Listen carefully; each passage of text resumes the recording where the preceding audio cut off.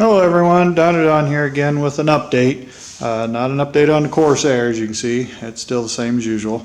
But this will be an update on my Logan Lathe restoration project. I'm trying to get this finished up before I can get back onto the Corsair. It's taking a little longer than I expected. It's just been a royal treat to replace all the bearings and some of the gearing in this thing. But I did finally manage to get the spindle head all back together. I'm doing a serpentine belt conversion instead of the lathe belt. So this has to be installed when the head's put all together. So I got everything working good, got all new bearings. The bearings I just cleaned and repacked them with grease, polished everything up. New bushings inside of this gear, there's a bushing on each end, new bushing in that. This bushing was a little long, gear was sticking out too far, I had to trim it down. Little stuff, but everything's been completely cleaned up and rebuilt.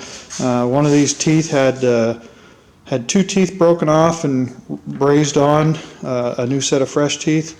So I found a used assembly on eBay for like 35 bucks.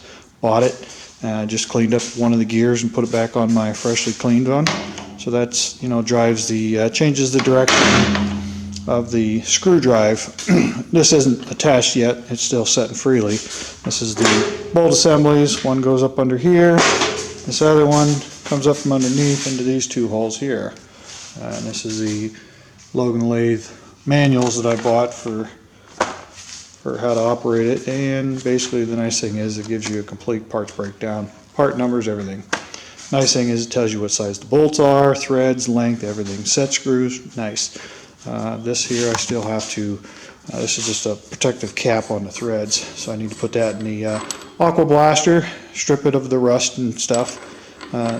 You put that on there when you're using the collets. Anytime you have the chuck off, put that on there so you don't damage the threads. The bed here, you can see, I got a little bit of sandpaper on the bottom of this thing to try and rub in the ways and see what it's looking like.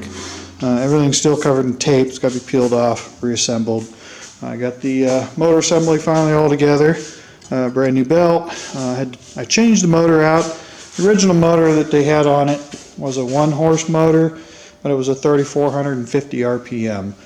This lathe is set up with a 1725, and that's what this is.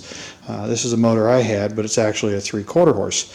But I tore everything apart, as you can see. I polished up the thing here. There's no bearings in it, but there's new bearings in here. Replaced this shaft. Again, replaced the belt.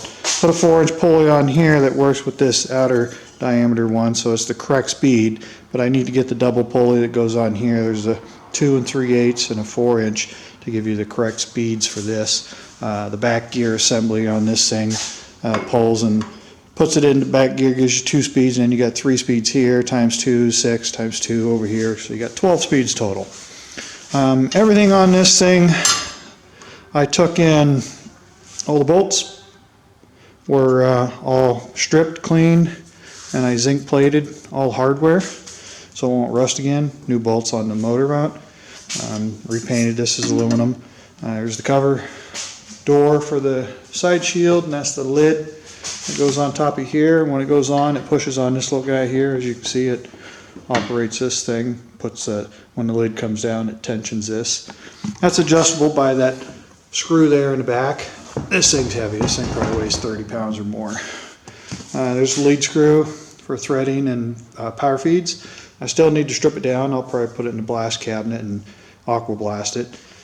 And some of the rest of the parts. These are parts for the saddle and cross feeds and cross slides and other slides. And here's the apron. This is the clutch mechanism in here. Handle still needs clean painted. And the knobs, I got the knobs all done. I ended up nickel plating those, and I'll press them back in when after this is polished and repainted. There's a couple, basically all the parts I got left to put in it. 2 handles for that, rubber mount. Here's the dials for. There's zinc plated. They kind of tarnished a little bit. I'll hit them with some Scotch-Brite, polish them back up, but all the other little knobs here for those 2 wheels. And then this one is nickel plated here. These are nickel plated. These are just polished afterwards. This isn't. But this was a pretty stout unit here. There's a couple of bearings in here. You can see these brass bushings. I had to make those. The original ones were steel, and they were worn out pretty sloppily. So those I had to machine them out of a piece of bearing. But that's everything I replaced. All the gears, bearings, all these gears where teeth are damaged on them in some places or others. Hard to see, but these things here, these are stupid expensive. These are like over $100 for this set. I was able to find some 32s and 16s and remake them. That's essentially all these were, is just two of them brazed together. But this one's got, the teeth are bent right here, messed up. This one over here is, the teeth are just really chewed up bad on the little gear. Even the big gear's got some damage, but I found some new ones, cut them all down, replaced these. These were the same case. The teeth were damaged. So a lot of these, there's what was on the original motor for a pulley. And the shaft, that big shaft goes to the big pulley on that. The small shaft was inside of the gear change. And all those gears and the gear change on this thing all went into here. So I had to replace 2 sets of these gears, so I can get around here. This thing's heavy as hell too. I had to replace, these are double set gears. 3 of them have just bushings in them, and one of them's actually keyed to this shaft. But I had to replace 2 sets of these. I had to replace both these gears in this one and the big gears in the back here. 40-toothers, 22s. These are all original, but that shaft I replaced, this shaft I replaced. This shaft had a larger keyway than the original, so I had to broach out these for a bigger keyway. And then this shaft here was undersized on the keyway, and I had this one I had undersized on the key. That these are all keyed right here. They don't turn; they turn with the shaft.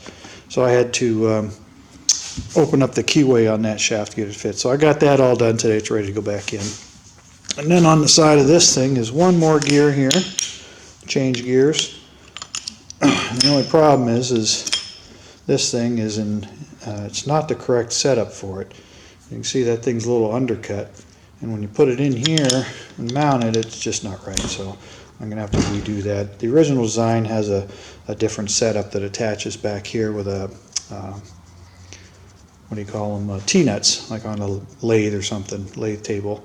But this one, for some reason, this isn't correct. I mean, it fits correctly, but it's something that's homemade, because down inside here, I can see some brazing where it was 2 pieces brazed together. So it's not the correct piece, so I gotta do that. But all these bushings are all brand new. Everything in here, bushing is all brand new. So that's where I'm at with the update. There's the rack for the hand crank to move the carriage left and right. There's the cross feed, and then the compound feed is all the rest. And this stuff's all been cleaned, just soaking in oil. And then there's the stuff for the timing, for triggering the timing. So that's kind of where I'm at this week. I was hoping to get this thing finished, cleaned up, final cleaning, and painted, so it matches the rest of it. And then I can start mounting all this stuff permanently, get that bolted down. And then that unit, the little pins in the front, those 2 pins there, they go into these rubber bushings here. And then the peg leg, which is buried somewhere. I don't even know where it is. But anyway, the peg leg, this sets on the peg leg right down here, and there's a rubber grommet. But I spent the last couple hours getting this thing wired up when I first got it with that other motor. It was only wired in forward direction. So now I've got it wired correctly. I couldn't find a 6-cord wire, so I made one. I really only needed 5. It's just a piece of vinyl tubing. I bought a long extension cord, cut like 6 feet off of it, 4, 5, 6 feet off of it, stripped it down, run the wires through this thing to give me 5 pieces to get the reverse circuit. So let me show you this thing. It works. A little noisy. This is a forward direction. It should spin forwards, which it does.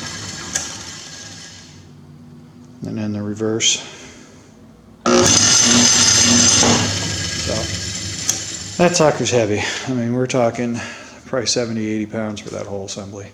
But that'll get hung on there once I get the bed cleaned. So that's going to do it for this week's update.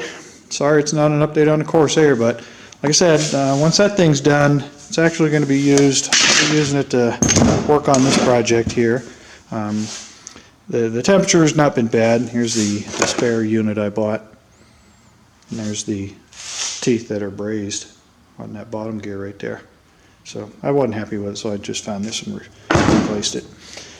Let's see, there's that chunk of brass. That sucker was, in focus, that was like $27 for 3 inches. So, and as usual, I got a mess. Everything's messy. Place is just a mess. Still got a lot of stuff to clean up. Still got the tailstock here. Has to be cleaned, stripped down, cleaned. This is for the collet system that it's been stripped. It just needs derusted and plated or something. And then the four-jaw chuck and all that, I'm going to throw it in some acid, clean it up, and whatever I'm going to save for these tools, I'll acid dip them and prep them, clean them. So, as you can see, I've been using the cabinet, making a mess. Alright, folks. Like always, feel free to leave any comments, questions, concerns, and I'll address them as they come along. Appreciate all the comments that people are sending now, and keep them coming.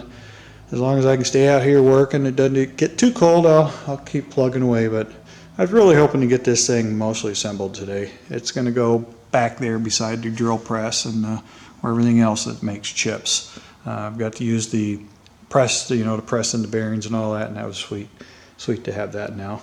So, okay, folks. Again, thanks for taking time to watch my videos. I'm going to try and keep them coming as I can. Once it starts snowing, probably won't see anything till spring. Alright, unless I do some work in the house. I got some upholstery work to do.